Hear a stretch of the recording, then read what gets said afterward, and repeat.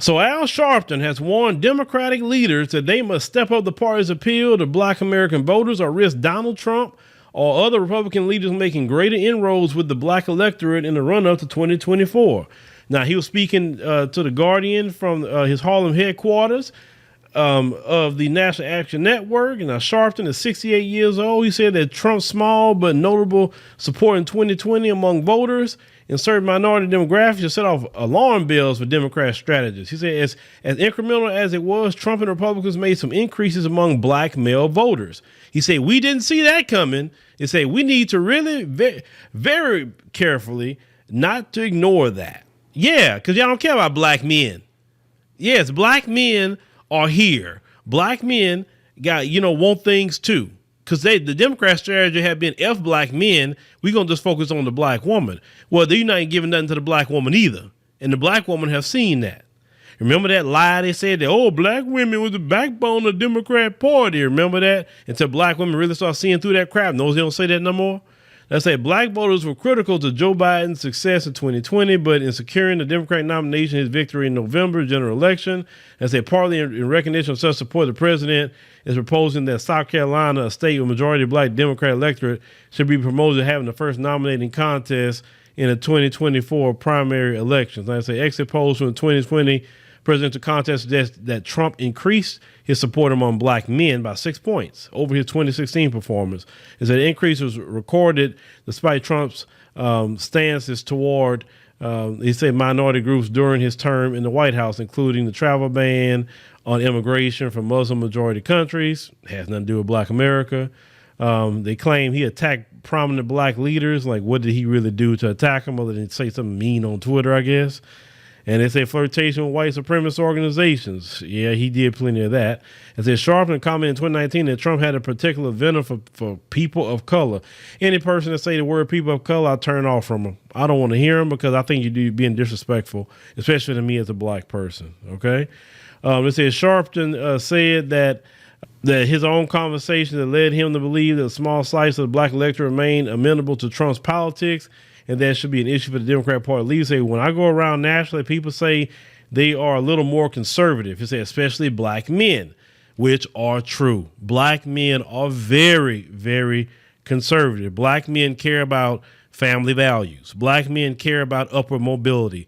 Black men care about creating businesses.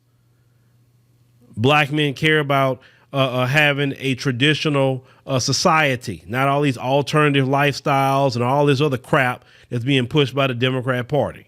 Black men don't want all that pushed all over the place, pushing this mess in schools on our children, pushing this mess on TV. Every time you look up a child's cartoon, you're putting some freaking agenda in there.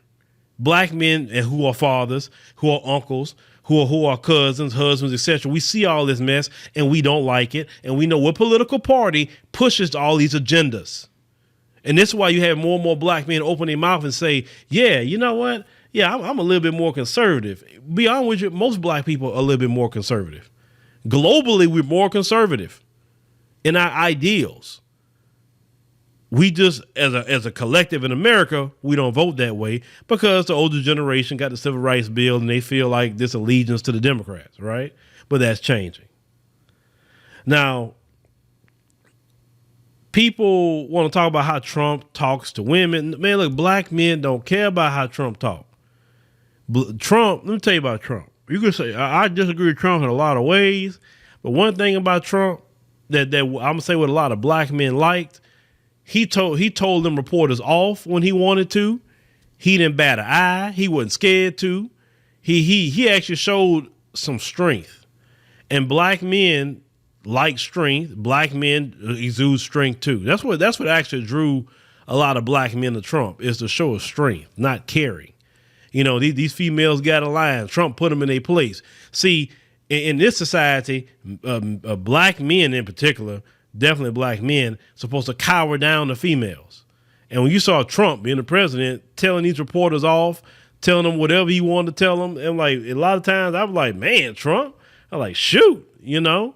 And a lot of men saw that, and that's what really drew, you know, even black men to Trump, whether you agree with that or not, and even women at the same time, like Trump as well. Now, he continued. Sharpton said that one of the reasons I've been to the Texas border is to stand with migrants. He says misinformation. People got to hear the other arguments saying, no, that's not true. He's talking about immigration. He said that he's urged Democrat leaders to focus more on directly the concerns of black voters. He said they are doing better, but they're not doing what's best. He said, I want to see them do even more. The party must show not how smart it is, but how committed it is. Okay.